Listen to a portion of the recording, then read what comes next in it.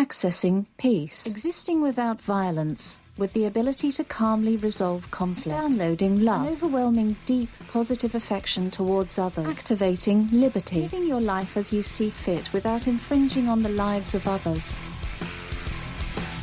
Welcome to Peace, Love, Liberty Radio.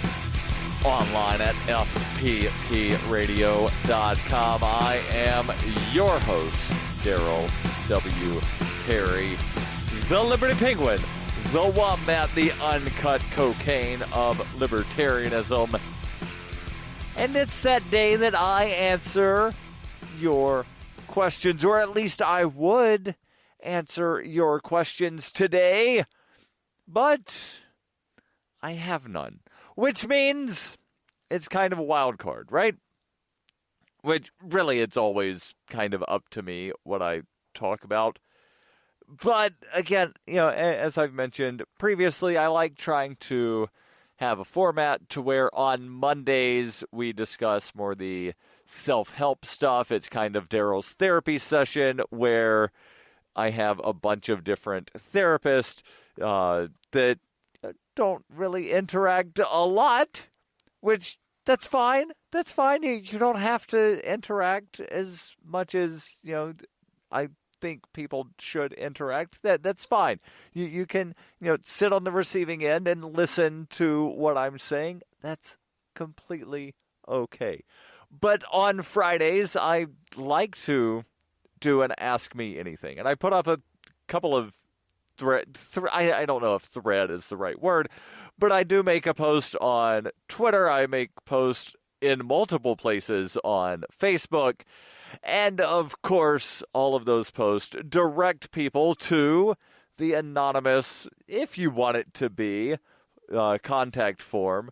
The contact form is there, whether you want it to be or not. That's not your decision. What is your decision is whether you want it to be anonymous when you submit those questions on the form at ama.fppradio.com. So you type in the browser, ama.fppradio.com, brings up an anonymous contact form. You can, in theory, it's anonymous. I know there's ways that if I really, really cared, I could try figuring out IP addresses, but I don't care that much. If you want to send in a question using the name Fluffy McFlufferbuns,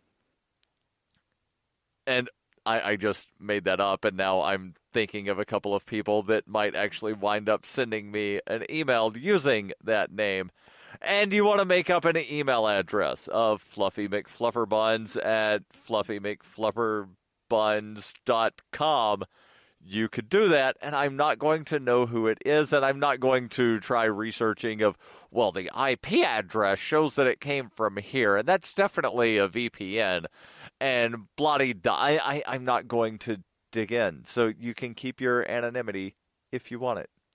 Now, I realize I've rambled enough, and I did not intend to ramble that much before actually delving into what I wanted to talk about. But the point that I was making is I do like trying to have kind of a set sort of thing. And part of that is and I realize it sounds kind of weird to say having a schedule is part of a creative process, but it helps me stay on track of, this is the time that I do X. This is the day that I do Y.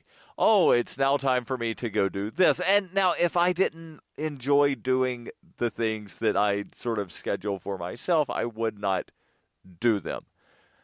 And believe me, I would much rather live life just, going sort of, like seat of the pants. Oh, well, you know what? I think I'm going to go do X today. I think I'm going to go do Y.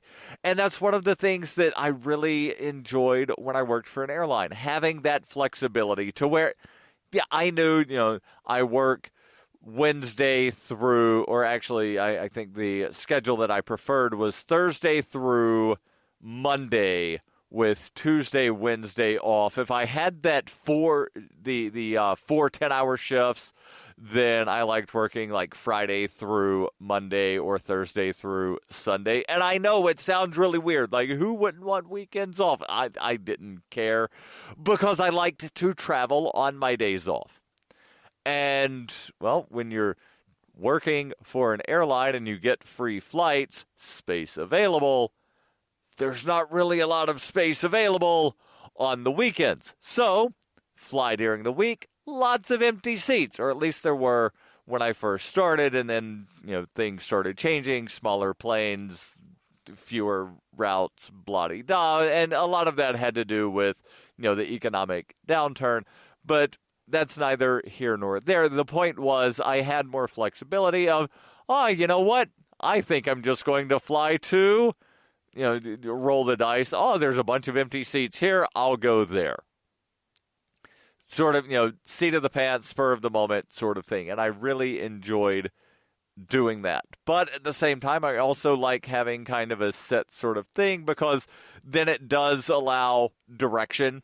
Not that I'm one of these people of I plan every minute of the day. Absolutely not. That would drive me bonkers. And I know that there are some people that do that, and that's fine if you want to do that. But again, having sort of a course and a little bit of, I don't want to say rigidity, but, having that schedule for myself. Again, part of my creative process. And if you can't tell, I'm going to talk about the creative process. And now I did have several articles pulled up about Banned Books Week that actually ends this weekend. And normally I talk about Banned Books Week during Banned Books Week and leading up to. May or may not get into it in the show. If I don't, I'll put links in the show notes. If I do, I will also put the links in the show notes. So either way, you can pull up and read some info at your leisure about Banned Books Week. But let's jump into this article about the 4 steps of the creative process. There might actually be more than 4, but they're only talking about 4 in this article. And I'll jump in real quick here, skipping just a little bit. They say the truth is almost everyone has creative potential. Let that sink in. Almost everyone has creative potential. Let's talk about it here in moments on Peace, Love, Liberty Radio, online at fppradio.com. Cell 411 is a free app for Android and iOS that replaces government-controlled 911. Cell 411 allows you to preset a group of friends or private organizations to show up in any emergency. Cell 411 is a nightmare for the state because it proves their so-called services aren't needed. Cell 411 has had thousands of installs, and of course it's covered by the BIPCOT no government license. Cell 411 because your friends won't shoot you when you're in trouble. Without the government, who would build the emergency services? You and Cell 411. Get it today at getcell411.com. That's getcell411.com. When you hear the word lobbyist, you probably think about greedy corporations, but not all lobbyists are the same. Some are fighting for the freedoms you hold dear. Liberty Lobby LLC is doing just that in New Hampshire, working hard to represent you, not some special interest group. You can help by going to libertylobby.info, where your contribution will give us the tools we need to ensure that your voice is heard. Visit libertylobby.info today to find out more. You're listening to Peace, Love, Liberty Radio with Darryl W. Perry. Welcome back to Peace, Love, Liberty Radio, online at fppradio.com, talking about the creative process, or at least we will be. I kind of rambled a little too long in that opening segment, and apologies if my rambling wound up, affecting, the creative whatnot in your head, but that's kind of how the creative whatnots in my head work. And yes, I know I used the word whatnots instead of process, and I did that intentionally because it's all part of my creative process. And if you can't tell by now, if you're new to the podcast and you've never listened before, you've probably figured out that, well, yes, this is a podcast. And if I were, a regular person, and I'm using air quotes there for regular person, I probably would just, delete out all of the rambling and be like, well, that's really a lot of rambling. But that's not how I like to do things. What I like to do is record this live as if I were doing a radio show. And part of that is because, well, I've got a background and history and connection to broadcast radio to where things are live. You can't just go through it. Oops, I didn't mean to say that. Let's cut it out. No, it happened. It went out. And again, that's just sort of how I like to do this podcast. And again, part of my creative process. Again, going to eventually, here in just a moment, get into the 4 steps of the creative process. Again, the article here, and it's actually about 9 years old, was published 9 years ago today from productiveflourishing.com. Again, the author here says, the truth is almost everyone has creative potential. What separates good creatives, or dormant creatives who get lucky, is that they've learned how to walk through the creative process. The irony is that most of them don't know there's a documented process, yet they've developed habits that allow them to walk through it. On some brute level, they, that being creative people, and again, nearly everybody has the potential to be creative, they understand the process, though they don't necessarily know how it works. And again, the methods here are going to be a little bit different for everyone, but the process is the same. Let that sink in for just a second, because I realize it might sound kind of strange. The methods are going to be a little different for everybody, but the process is the same. It's akin to, let's say we're doing improv comedy, and you're told, here's the scene, and this is, where you're supposed to eventually get. So you start, here's the scene, you're in a diner, and, there's 2 characters, you're ordering a sandwich, and the very end is, you wind up, at why? I don't know. I'm not really thinking very clearly here about where this analogy is going. But again, part of my creative process. But if we had 3 different groups of people given the same scenario for improv of you start here, here's sort of, the main plot, and here's where we want this scene to finish. Everybody's going to do that slightly differently, but what they're doing is the same. They're doing improv comedy. They're told the scene, and they know where they're supposed to go, but they're all going to get there in a different way. Continuing with the article, a large part of the problem is that there's an air of mystery and mysticism around the creative process because people assume and reinforce the idea that some people have creative potential and other people don't. Those who do harness their potential and work through the process become all the more different, and because so few of us see that leveraging our creativity is inextricably linked to how we make money, we let our creative process devolve into a daily crapshoot. And this is something that, a lot of people, they sort of think, well, I can't make money doing, what I like doing, so just sort of put it on the back burner. So let's take a few minutes to demystify the creative process.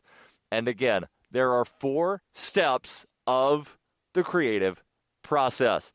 And this sounds kind of like the, what is it? The coping thing. There's denial, something, acceptance, something, to where, everybody goes through the different steps, but they don't necessarily go through through them in the same manner. Same thing with the creative process, to where everybody that does something creative goes through these 4 steps, but again, they don't necessarily go through them in the same way.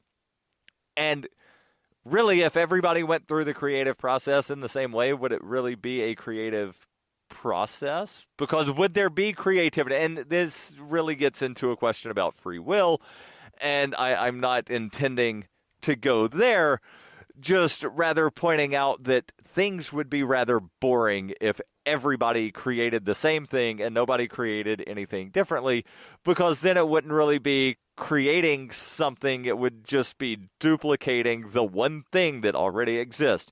Imagine if every book that has ever been written ever throughout the history of ever were just a rewrite of the same book.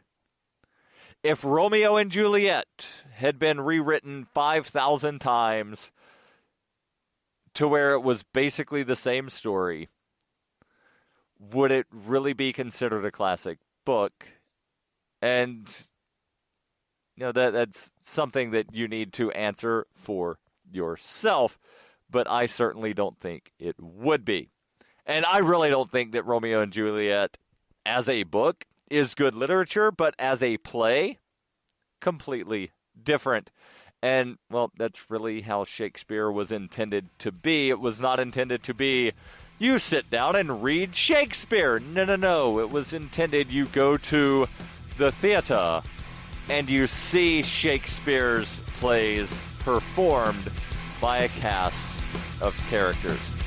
Stay tuned. We'll actually delve into the creative process here in moments on Peace, Love, Liberty Radio.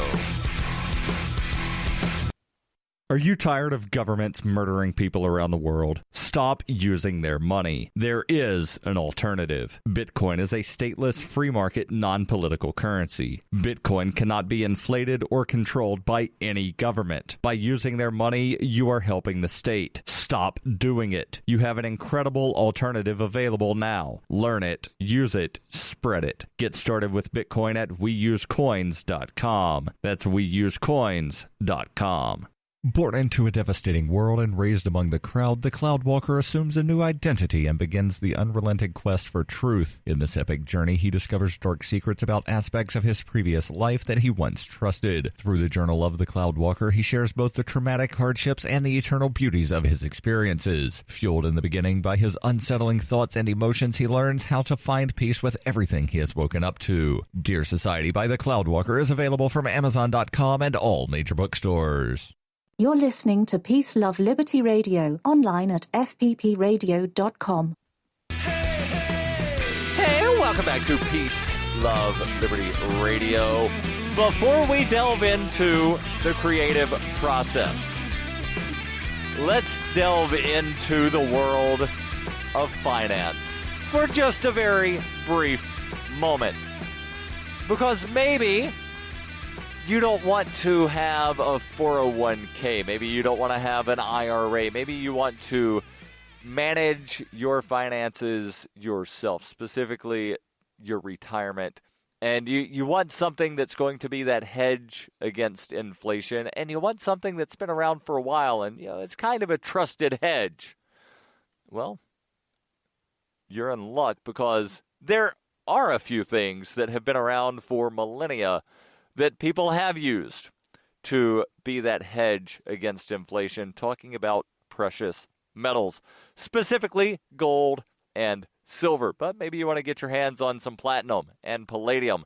Well, Roberts & Roberts Brokerage can help. Since 1977, they've been a trusted source for buying and selling precious metals. Again, gold, silver, platinum, palladium, and they're Bitcoin preferred. That means they don't want your credit card. They want your Bitcoin, and then they'll give you the gold and the silver after they get the Bitcoin.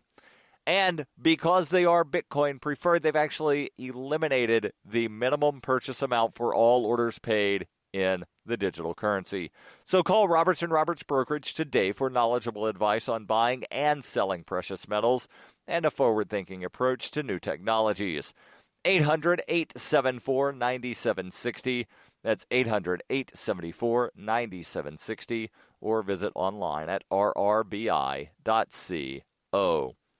So let's jump into the creative process. What does the creative process look like?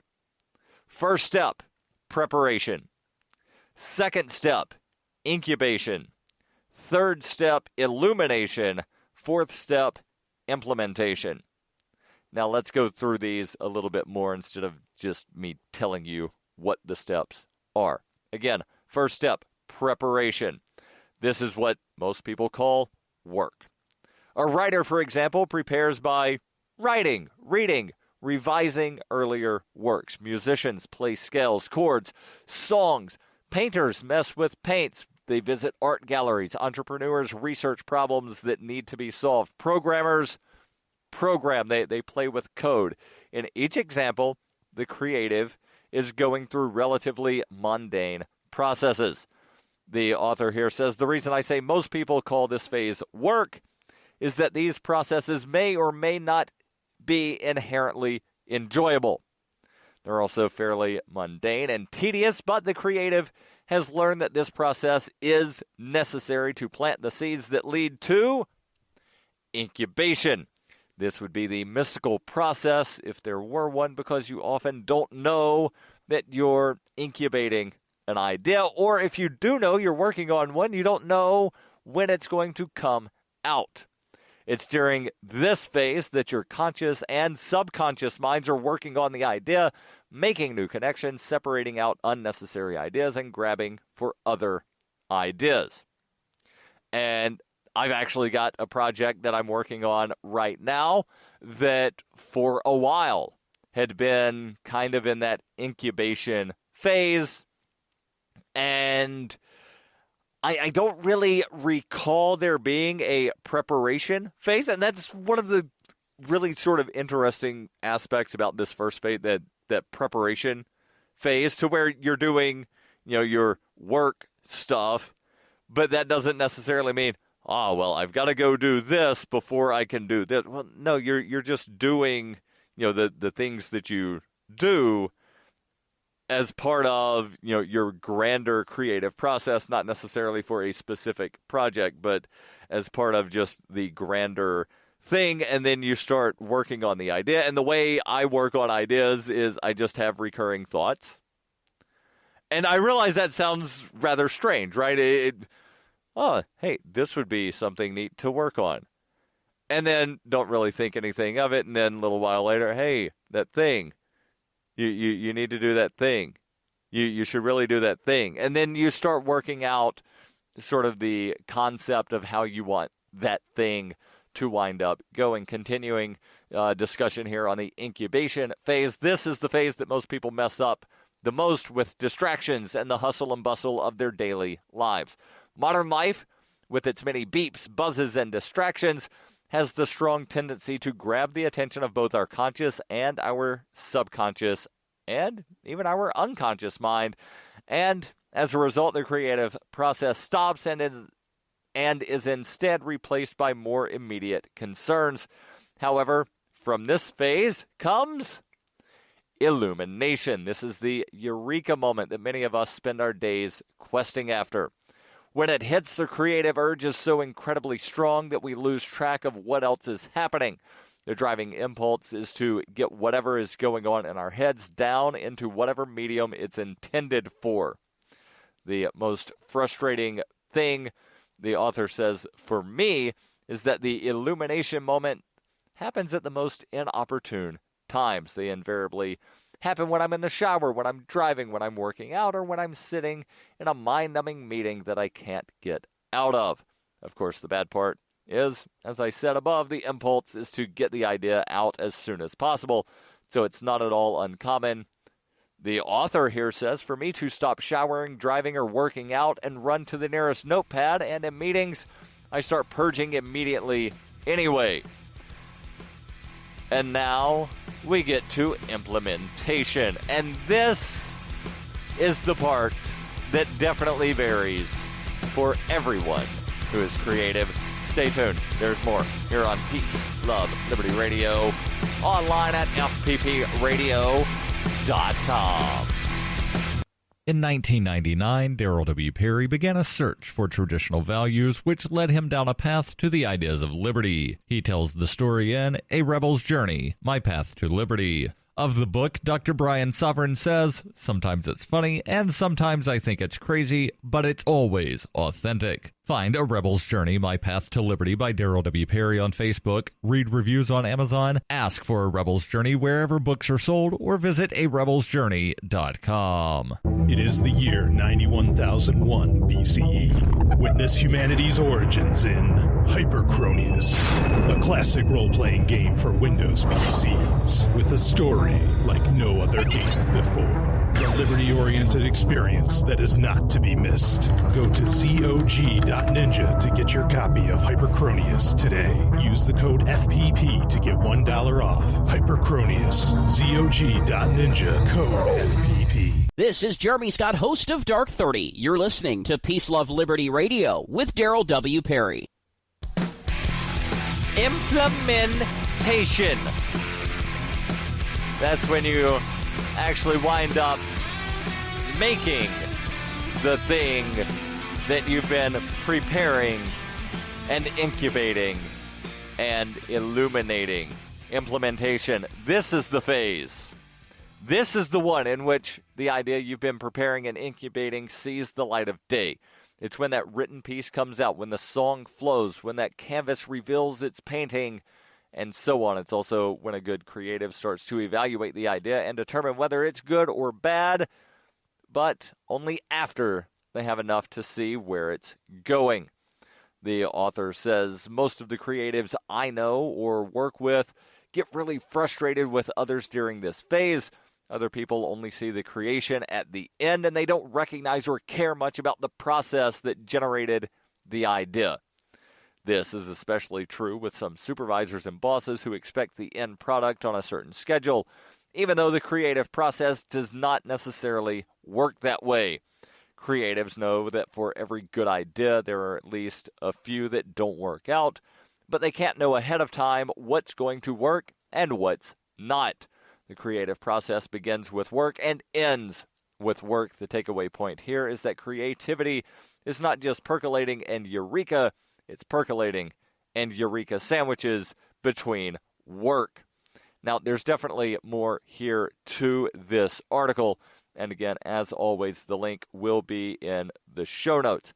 Now, for me, when I'm writing something longer, and as I mentioned, I'm in the midst of a project that is going to be a book. I'm not necessarily going to tell you what the book is about, but I will say, again, when I'm writing something longer, I don't like typing my original draft into a computer. I like actually putting pen to paper, and this, for me, winds up making the process longer, because then after I wind up writing everything, I then have to go type. But for me, there's just something much more permanent. Even though, yes, I know the paper can burn, I can scratch through words, I can rip up the paper, but there's something more permanent and more real. I realize that sounds rather strange, right? But again, there's just something more real about actually using pen and paper to wind up writing down my thoughts. And again, I only do this for longer projects. And again, it's something I've been percolating on for a while, but I just got started recently. Super excited. And, well, I'm actually going to go get creative. Don't forget, every Friday, I answer those questions. Send those over, ama.fppradio.com. The podcasts of FPP Radio are licensed under Copy Heart We believe that copying is a form of flattery and do not abide by the copyright laws. Those laws serve to restrict the flow of ideas which no one can really own. Copying is an act of love. Love is not subject to law. If you enjoy the show, consider joining the Fans program and get perks like ad-free versions of Peace, Love, Liberty Radio and FPP Radio News, and also get a copy of the monthly newspaper FPP News. To learn more or to join the Fans program, visit fans.fppradio.com.